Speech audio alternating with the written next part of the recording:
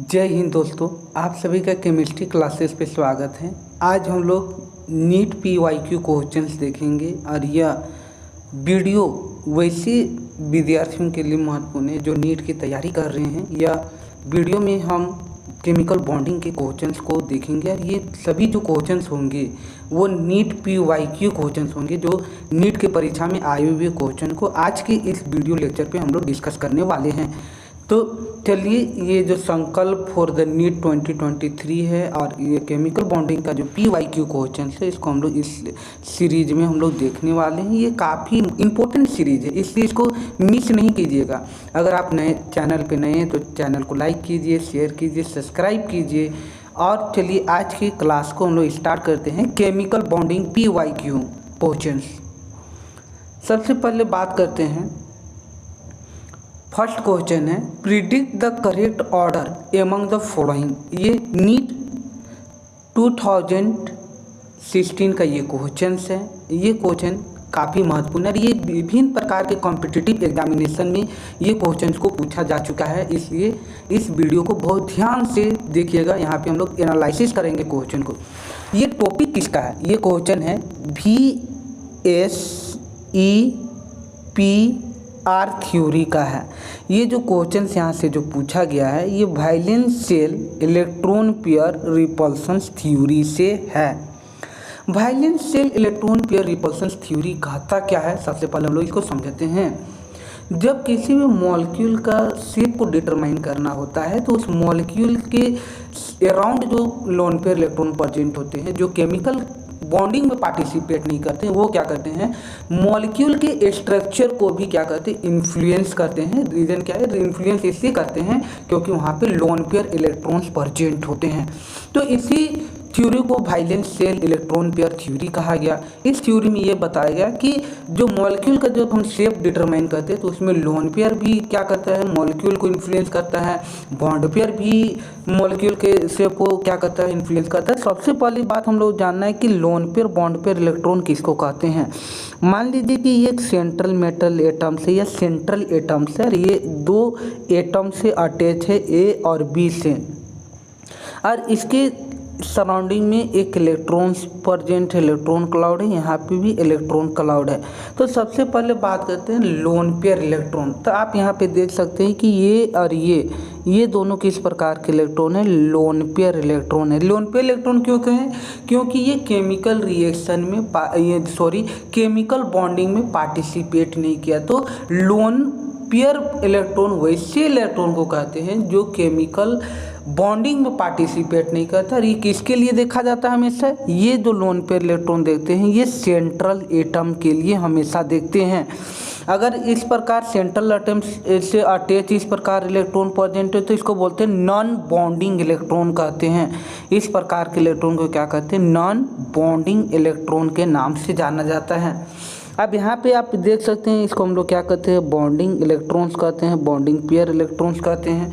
तो यहाँ पे क्वेश्चन पूछा है कि predict the correct order among the following.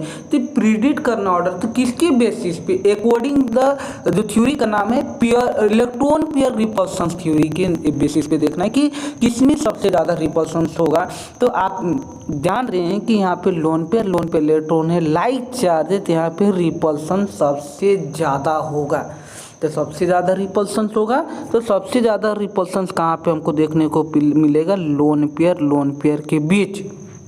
इसके बाद दूसरा पॉइंट यहाँ पे देखते हैं कि यहाँ पे लोन पेयर और ये बॉन्ड पेयर है, तो इसके बीच भी रिपल्सन देखने को मिलता है। लेकिन ये जो रिपल्सन होता है, ये रिपल्सन क्या होता है, लोन पेयर और बॉन्ड पेयर से, जो लोन पेयर बॉन्ड पेयर होता है इसका रिपल्सन्स कम होता है as compare to lone pair से। और सबसे कम रिपल्सन्स यहाँ पे बॉन्ड पेयर के बीच हमको देखने को मिलेगा। यहाँ पे जो रिपल्सन्स है ये बॉन्ड पेयर के बीच जो रिपल्सन्स होता है सबसे कम होता है। तो इसके अकॉर्डिंग अगर हम क्वेश्चन का आंसर करें तो मेरा जो आंसर होगा लोन पेयर बॉन्ड पेयर और बॉन्ड पेयर, तो ये मेरा आंसर हो जाएगा। ये क्वेश्चन दूसरे तरीके से भी पूछा जा सकता है। गिवन मॉलिक्यूल दे दिया और वो पूछा कि इसका शेप कैसा होगा, इसका स्ट्रक्चर क्या होगा, तो इसको हम एक अगले जो VSCPR थ्योरी अगर हम लोग देखेंगे तो उसमें डिटेल से हम लोग इसको क्या करेंगे, एनालाइज करेंगे। आज हम लोग क्वेश्चन देख रहे हैं इसलिए क्वेश्चन पे फोकस रहेंगे। Valence shell electron pair repulsion theory के एक हम डिटेल से वीडियो बना देंगे आपको के लिए। चलिए नेक्स्ट क्वेश्चन की ओर बात करते हैं। यहाँ पे valence shell electron pair repulsion theory अगर थोड़ा सा हम एक दो मॉलिक्यूल को देख ले तो दिक्कत नहीं है। जैसे यहाँ पे सेंट्रल एटम है, यहाँ पे एक एटम, यहाँ पे एक एटम है, तो इसका जो शेप होगा वो लीनियर होगा। इसी प्रकार यहाँ पे अगर इस प्रकार का हम देखते हैं तो इसको बोलेंगे ट्राइगोनल प्लेनर बोलेंगे। इस प्रकार के मॉलिक्यूल को ट्राइगोनल प्लेनर बोलेंगे। और अगर इस प्रकार का मॉलिक्यूल रहा तो इसको बोलेंगे हम लोग स्क्वायर प्लेनर। तो इस प्रकार हम लोग स्क्वायर प्लेनर, ये स्क्वायर प्लेनर जियोमेट्री है, इसका बॉन्ड एंगल कितना होता है 90 डिग्री का। तो इस प्रकार हम लोग क्या कर सकते हैं, valence shell electron pair repulsion theory पे एक स्पेशल वीडियो आप लोगों के लिए बना देंगे। नेक्स्ट क्वेश्चन है मोलिकुलर ऑर्बिटल थ्योरी से। ये जो क्वेश्चंस है वो MOT थ्योरी से है, मोलिकुलर ऑर्बिटल थ्योरी से ये क्वेश्चंस है। यहाँ पे सबसे पहले पूछा गया है कि consider the following species CN+, CN-, NO, CN। तो which one of these will have the highest bond order. सबसे प्रश्न यहाँ पे जब भी देखने मिले तो उसको हम अंडरलाइन कर लेंगे, बॉन्ड हाईएस्ट बॉन्ड ऑर्डर पूछा है। तो सबसे पहले MOT मोलिकुलर ऑर्बिटल थ्योरी के बारे में समझते हैं कि बॉन्ड ऑर्डर क्या आता है अकॉर्डिंग टू MOT के। तो MOT के अकॉर्डिंग बॉन्ड ऑर्डर को हम लोग देते हैं तो बॉन्ड ऑर्डर क्या होता है, half into number of bonding electrons plus minus number of anti bonding electron. ये दोनों का जो डिफरेंस होता है इसी को हम क्या कहते हैं, इसी को बॉन्ड ऑर्डर कहते हैं। मतलब बॉन्ड ऑर्डर में भी डिफाइंड है it is the difference half of the difference between bonding electron and anti bonding electron and this is called the bond order. तो यहाँ पे बॉन्ड ऑर्डर पूछा गया है, यहाँ पे हमको बताना है किसका होगा। तो ये क्वेश्चन थोड़ा सा ट्रिकी है और इसको हम लोग ट्रिक से बनाएंगे तो ज़्यादा आसानी से इसको हम लोग क्या कर सकते हैं, अटेम्प्ट कर सकते हैं। एक ट्रिक आप लोग याद कीजिएगा 14। यहाँ पे अगर हम लोग 14 लेते हैं, यहाँ पे हम लोग 14 लेंगे, यहाँ पे 15, 16, 17, 18। ये ट्रिक बहुत इंपॉर्टेंट है इसलिए इसको रिमेंबर 1, 10, 11, 12, 13। तो सबसे हाईएस्ट जो बॉन्ड ऑर्डर होता है अगर हम 14 पे देखते हैं तो इसका बॉन्ड ऑर्डर 3 हो जाता है। ये यहाँ पे बॉन्ड ऑर्डर 3 हो जाएगा। इसके लिए 2.5 सब में डिक्रीज करना है 2, 1.5 यहाँ पे 1 हो जाएगा। इसी प्रकार इस सीरीज में ऐसे हम लोग चलेंगे तो यहाँ 13 के लिए 2.5, इसके लिए 2, इसके लिए 1.5, यहाँ पे 1 हो जाएगा। तो ये जो ट्रिक है इसको आप याद रखिएगा। तो इससे बहुत सारे प्रश्नों को हम लोग क्या कर सकते हैं, आसानी से सॉल्व कर सकते हैं। चलिए तो इस आंसर को हम लोग सॉल्व करते हैं। सबसे पहले CN+ है इस पे हम लोग देखते हैं कितना इलेक्ट्रॉन है। कार्बन का होता है 6 इलेक्ट्रॉन प्रेजेंट होता है। नाइट्रोजन में कितने इलेक्ट्रॉन होते हैं, 7 होते हैं। और यहाँ पे प्लस चार्ज है तो 1 माइनस कर देंगे तो टोटल नंबर ऑफ इलेक्ट्रॉन कितने हो गए, टोटल नंबर ऑफ इलेक्ट्रॉन 12 हो गया। यहाँ पे टोटल नंबर ऑफ इलेक्ट्रॉन 12 हो गया। नेक्स्ट CN- देखते हैं। CN- में कार्बन का 6, नाइट्रोजन का 7 और ऑक्सीजन यहाँ पे माइनस है तो इससे +1 करेंगे तो यहाँ पे 14 इलेक्ट्रॉन सिस्टम है। 14 के लिए अभी तुरंत हम लोग एक ट्रिक याद करके आए थे कि अगर 14 होगा तो इसका बॉन्ड ऑर्डर हाईएस्ट होगा। तो यहाँ पे जो प्रश्न है इसका आंसर मेरा जो आ जाएगा, ये कौन सा आंसर आएगा, इसका आंसर आ जाएगा CN-। इसका बॉन्ड ऑर्डर कितना आएगा, 3 आएगा। चलिए नेक्स्ट आगे भी देख लेते हैं क्या है। अगर हम NO के लिए देखते हैं, NO के लिए नंबर ऑफ इलेक्ट्रॉन निकालते हैं तो नाइट्रोजन के लिए कितना होता है 7, ऑक्सीजन के लिए 8, तो यहाँ पे 15 इलेक्ट्रॉन, इसका बॉन्ड ऑर्डर 2.5 हो जाएगा। CN के लिए निकालते हैं तो कार्बन के लिए 6, नाइट्रोजन के लिए 7, 13 इसका भी 2.5 हो जाएगा। ये हो गया। तो अगर पूछा जाए इस क्वेश्चन में कि which of the following will have the same bond order, तो यहाँ पे दोनों का बॉन्ड ऑर्डर कितना आएगा, NO और CN का क्या होगा 2.5 आएगा। दोनों का बॉन्ड ऑर्डर कितना आएगा 2.5। चलिए नेक्स्ट क्वेश्चन की ओर बढ़ते हैं। नेक्स्ट क्वेश्चन है which of the following diatomic molecules species has only pi bond according to MOT के अकॉर्डिंग बताना है कि इनमें से कौन सी ऐसा मॉलिक्यूल है जहाँ पे पाई बॉन्ड प्रेजेंट होता है। इसको सोल्व करने के लिए हम लोगों को क्या करना है, जैसे कार्बन C12 या C2 में 12 इलेक्ट्रॉन प्रेजेंट है। अब इसका हम इलेक्ट्रॉनिक कॉन्फ़िगरेशन करेंगे, तो इलेक्ट्रॉनिक कॉन्फ़िगरेशन करेंगे sigma 1s2, sigma star 1s2, sigma 2s2, sigma star 2s2, इसके बाद सिग्मा 2pz कितना लिखेंगे 2 4 6 8 10, यहाँ पे 2 4 6 8 यहाँ पे 10, और इसके बाद pi 2py1 is equal to pi 2py x1 हो जाएगा। यहाँ पे देखिए कि एक एक इलेक्ट्रॉन पाई बॉन्डिंग पे प्रेजेंट है, इसलिए इसका जो आंसर हो जाएगा वो C2 हो जाएगा। ये जो C2 है वो एक ऐसा मॉलिक्यूलर स्पीशीज है जहाँ पे केवल पाई बॉन्ड जो प्रेजेंट होता है। ये क्वेश्चन बहुत ही इंपॉर्टेंट है, इसको आप लर्न करके याद रखिएगा क्योंकि ये किसी भी एग्जाम में पूछा जा सकता है। इसका आंसर हो जाएगा C2। नेक्स्ट क्वेश्चन है in the structure of ClF3, यहाँ पे ClF3 का स्ट्रक्चर हमको दिया गया है और यहाँ पे पूछा गया कि number of lone pair electron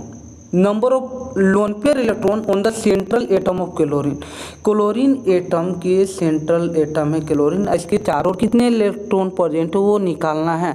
तो क्लोरीन का वैलेंस इलेक्ट्रॉन 7 होता है, 3 इलेक्ट्रॉन फ्लोरीन 3 इलेक्ट्रॉन कंज्यूम कर गया बॉन्डिंग में, और यहाँ पे ये बॉन्ड का फॉर्मेशन हो। अब यहाँ पे क्वेश्चन को बहुत ध्यान से पढ़ना है क्योंकि ये क्वेश्चन नीट यूजी 2018 का क्वेश्चन है। तो यहाँ पे पूछा गया number of lone pair electron, pair में पूछा गया तो number of lone pair electron on the central atom, number of lone pair electron नहीं पूछा है, लोन पेयर इलेक्ट्रॉन पूछा है, इसलिए इसका आंसर 2 देना होगा क्योंकि यहाँ पे 2 लोन पेयर इलेक्ट्रॉन प्रेजेंट होती है। ये बहुत ही ट्रिकी क्वेश्चन था और बहुत ही इंपॉर्टेंट क्वेश्चन है। इसका अगर हम लोग शेप का बात करते हैं तो इसका शेप जो हम लोग देखेंगे वो T शेप की दिखाई पड़ता है। इसका अगर हम लोग शेप की बात करते हैं तो ये T शेप होता है।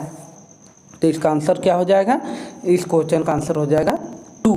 नेक्स्ट क्वेश्चन की ओर देखते हैं which of the following molecule represent order of hybridization sp2 sp2 sp sp form left to right. यहाँ पे क्वेश्चन लेफ्ट टू राइट का बात किया गया है। तो इस क्वेश्चन को हम लोग क्या करेंगे, सॉल्व करेंगे। सबसे पहले हाइब्रिडाइजेशन का मतलब क्या होता है। हाइब्रिडाइजेशन का मतलब होता है कि 2 एटॉमिक ऑर्बिटल को मिक्स करते हैं और मिक्स करने के बाद एक न्यू ऑर्बिटल का फॉर्मेशन होता है, उसी को हाइब्रिडाइजेशन कहते हैं। जैसे ये s ऑर्बिटल है और this is the p orbital, ये दोनों को मिक्स किए तो एक हमको sp हाइब्रिड ऑर्बिटल मिलेगा। इस ऑर्बिटल को ही क्या कहते हैं, sp ऑर्बिटल, इसको sp हाइब्रिड ऑर्बिटल कहते हैं। अब यहाँ पे sp2 का मतलब क्या होता है, यहाँ पे sp का मतलब 1s ऑर्बिटल और 1p ऑर्बिटल मिलके sp ऑर्बिटल बनाए हैं। इसी प्रकार जब 1s ऑर्बिटल और 2p ऑर्बिटल आपस में कंबाइंड करके क्या करेंगे, आपस में कंबाइंड करेंगे तो यहाँ पे जो ऑर्बिटल बनेगा वो 2sp2 हाइब्रिड ऑर्बिटल बनेगा और इसका स्ट्रक्चर हमको इस प्रकार का दिखाई पड़ेगा, this is the sp2 hybrid orbital. Okay, अब यहाँ पे हम लोग देखते हैं कि which of the following molecule represent order of the hybridization, ये पूछना है। यहाँ पे sp2 है, इस कार्बन एटम को sp2, यहाँ भी sp2, यहाँ पे सभी जो है वो sp2 हाइब्रिड ऑर्बिटल है, तो ये तो आंसर नहीं हो जाएगा मेरा। दूसरा तरीका बताते हैं कि किस प्रकार, यहाँ पे sp है तो ये भी आंसर नहीं होगा मेरा। यहाँ पे देखिए ये मिथेन, ये CH3 ग्रुप है, ये sp3 है तो ये तो आंसर नहीं होगा। तो इसको भी कट कर देते हैं, हमारा आंसर ये हो जाएगा। अगर आपको हाइब्रिडाइजेशन निकालना हो तो एक ये भी होता है कि हम लोग क्या करते हैं, number of sigma bond count कर लेते हैं, number of sigma bond plus lone pair count करके भी हम लोग हाइब्रिडाइजेशन क्या करते हैं, फाइंड आउट करते हैं। ओके, चलिए नेक्स्ट तरफ चलते हैं। नेक्स्ट क्वेश्चन क्या है, which of the following species contain 3 bond pair 1 lone pair around the central atom. यहाँ पे ये पूछा गया है कि वह कौन सा मॉलिक्यूल है या कौन सा स्पीशीज है जिसमें 3 बॉन्ड पेयर होना चाहिए और 1 लोन पेयर होना चाहिए। चलिए हम स्ट्रक्चर सभी का ड्रॉ करते हैं। स्ट्रक्चर इंपॉर्टेंट है, N, यहाँ पे H, यहाँ पे H और अमोनिया के पास एक इस प्रकार और एक इलेक्ट्रॉन प्रेजेंट होगा। तो ये हो गया, ये तो मेरा नहीं है, यहाँ पे 3 बॉन्ड पेयर नहीं है, यहाँ पे 2 बॉन्ड पेयर है, तो मेरा तो आंसर ये नहीं होगा। नेक्स्ट हम लोग देखते हैं, नेक्स्ट जो स्ट्रक्चर है PCl3P, यहाँ पे Cl, यहाँ पे Cl, यहाँ पे Cl और एक लोन पेयर इलेक्ट्रॉन। तो यहाँ पे देखिए 1 bond pair, 2 bond pair, 3 bond pair, तो 3 बॉन्ड पेयर, एक लोन पेयर है, तो आंसर ये हो जाएगा मेरा। लेकिन आगे नेक्स्ट जो स्ट्रक्चर उसको भी हम लोग देख लेते हैं, वाटर का। यहाँ पे ऑक्सीजन, यहाँ पे हाइड्रोजन, यहाँ पे हाइड्रोजन और यहाँ पे 2 लोन पेयर इलेक्ट्रॉन है, तो यहाँ पे 2 बॉन्ड पेयर और 2 लोन पेयर इलेक्ट्रॉन है। यहाँ पे अगर बॉन्ड पेयर लोन पेयर पूछे तो 2 बॉन्ड पेयर और कितना, 2 लोन पेयर है। नेक्स्ट BF3 का हम लोग स्ट्रक्चर को ड्रॉ करते हैं, BF3 का। तो यहाँ पे B, यहाँ पे F, यहाँ पे F, यहाँ पे F है। ये यहाँ पे 3 केवल क्या है, बॉन्ड पेयर है और 0 लोन पेयर है, तो ये आंसर मेरा नहीं होगा। ओके, नेक्स्ट क्वेश्चन की ओर बढ़ते हैं। नेक्स्ट क्वेश्चन, तो इस क्वेश्चन का आंसर क्या है, PCl3। नेक्स्ट क्वेश्चन है, the pair of species which have same bond order. ये खुद से कीजिएगा और कमेंट कीजिएगा कमेंट बॉक्स पे कि इसका आंसर क्या आना चाहिए, क्योंकि ये अभी जो ट्रिक बताएं उसी ट्रिक पे इसको सॉल्व कीजिए, क्योंकि ये ऑल इंडिया पैरामेडिकल प्री 2012 का क्वेश्चन है। तो कुछ क्वेश्चन को आप भी सॉल्व कीजिए और कॉमेंट बॉक्स पे कॉमेंट कीजिए। बॉन्ड ऑर्डर 1.5, बॉन्ड ऑर्डर 1.5 कहाँ पे होगा, हम लोग अभी ट्रिक में सीखे कि 14 होगा तो इसका बॉन्ड ऑर्डर 3 होगा, तो 15 होगा तो इसका कितना हो जाएगा, 2.5, इसके बाद 16 तो ये 2 और यहाँ पे 17, जब 17 होगा तो बॉन्ड ऑर्डर कितना होगा, 1.5। तो यहाँ पे क्वेश्चन कर रहा है कि which of the following have the 1.5 bond order. तो 1.5 कौन सा करेगा, जहाँ पे कितने इलेक्ट्रॉन्स हमको होने चाहिए, 17 इलेक्ट्रॉन सिस्टम हमारा 1.5 शो करेगा। तो आप आसानी से देख पा रहे होंगे यहाँ पे O2 माइनस, देखिए इस मॉलिक्यूल को कंसीडर कीजिए। O2 के लिए कितना इलेक्ट्रॉन होता है, 8 to the 16 प्लस माइनस है तो माइनस के लिए 1 इलेक्ट्रॉन थे 17। इसका आंसर हो जाएगा O2 माइनस। इसका आंसर क्या हो जाएगा, O2 माइनस हो जाएगा। ओके, नेक्स्ट क्वेश्चन की ओर बढ़ते हैं। Which of the following molecule has trigonal planar geometry. यहाँ पे ट्राइगोनल प्लेनर जियोमेट्री पूछा है, इसको ध्यान में रखिए। ऑल इंडिया पैरामेडिकल टेस्ट 2005 का ये क्वेश्चन है। तो इसका स्ट्रक्चर, जैसे हम स्ट्रक्चर हम ड्रॉ कर देते हैं, जैसे अमोनिया तो ये NH, यहाँ पे H और ये एक लोन पेयर, तो ये तो नहीं होगा ट्राइगोनल प्लेनर। BF3 के लिए ड्रॉ करते हैं तो यहाँ पे F, यहाँ पे F, यहाँ पे F, तो ये तो हमको दिखाई पड़ जाते ही इस क्वेश्चन का आंसर है। लेकिन जो 2 क्वेश्चन इसका भी हम लोग स्ट्रक्चर को ड्रॉ करते हैं क्योंकि बहुत महत्वपूर्ण है। तो इनका स्ट्रक्चर को PCl3P, Cl यहाँ पे इस प्रकार ड्रॉ करेंगे तो एक स्ट्रक्चर ये बनेगा। और IF3 इसका जो स्ट्रक्चर T शेप होता है, इसको याद रखिएगा। यहाँ पे जो स्ट्रक्चर बनता है वो T शेप बनता है, और शेप पूछेगा तो TBP ट्राइगोनल बाइपिरामिडल्स होता है। ये TBP शेप हमको देखने को मिलता है। तो ये स्ट्रक्चर IF3 का है। नेक्स्ट इस क्वेश्चन का आंसर क्या होगा, BF3। नेक्स्ट क्वेश्चन है क्वेश्चन नंबर 19। क्वेश्चन नंबर 19 क्या है, इसको हम लोग देखते हैं। क्वेश्चन नंबर 19 जो है यहाँ पे, विच of the following would have the permanent dipole moment. यहाँ पे आपको स्ट्रक्चर का अच्छा खासा नॉलेज होना चाहिए, तभी आप क्वेश्चन को अटेम्प्ट कर पाएंगे। सिमेट्रिकल मॉलिक्यूल्स होते हैं, उनका डाइपोल मोमेंट 0 होता है।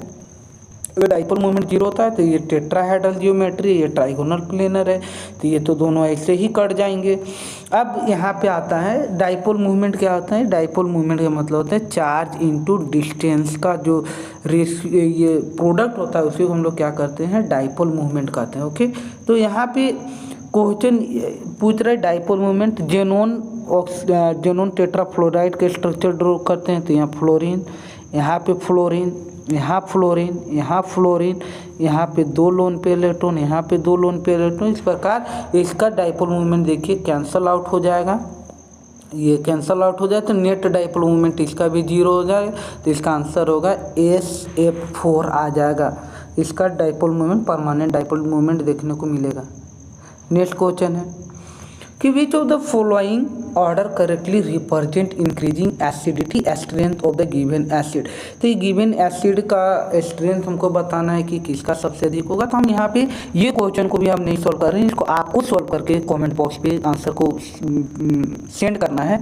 इसका ये कॉन्सेप्ट क्या आता है कि जिसका ऑक्सीडेशन स्टेट ज़्यादा होता है उसी का एसिडिटी ज़्यादा होता है।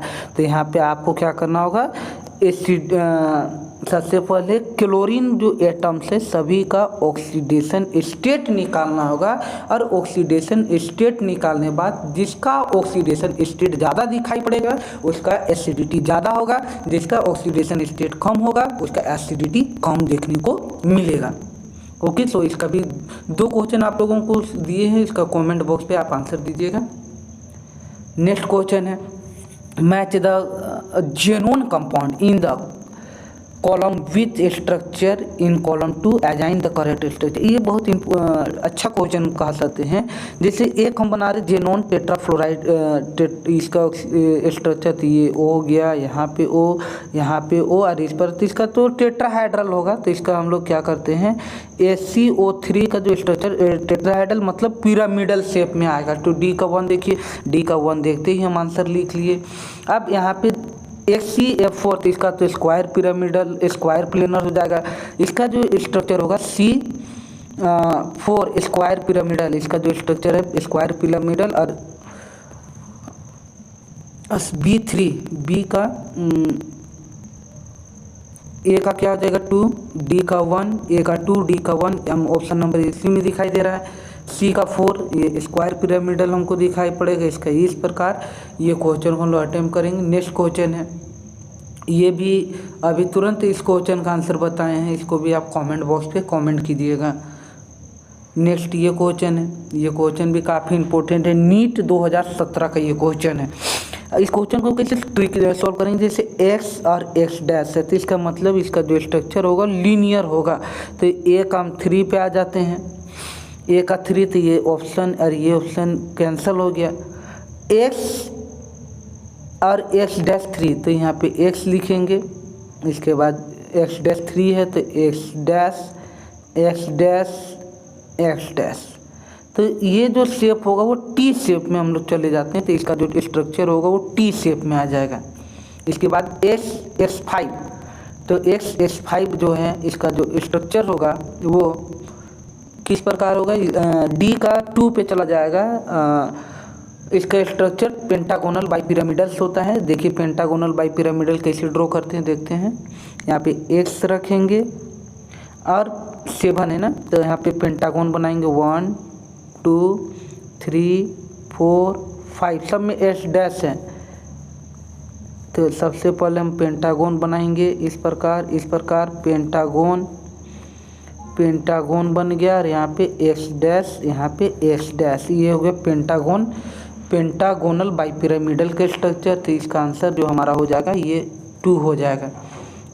नेक्स्ट क्वेश्चन इतना ही है।